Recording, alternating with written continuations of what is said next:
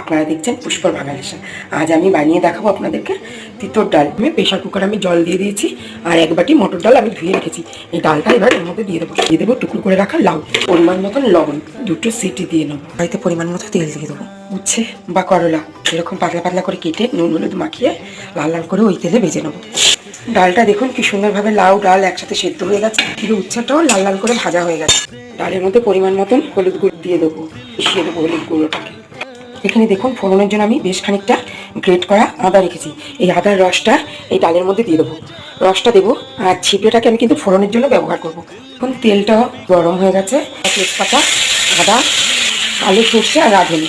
এবার এই ডালটা এর মধ্যে ফোড়ন দিয়ে দেবো আমি, ভেজে রাখা উচ্ছেগুলো দেবো। সামান্য পরিমাণে চিনি, কয়েকটা গন্ধরাজ লেবু স্লাইস, কিন্তু এই স্লাইসটা দিয়ে আর ফোটাবেন না। পরিবেশনের জন্য একদম রেডি হয়ে গেছে লাউ দিয়ে উচ্ছে দিয়ে তিতর ডাল।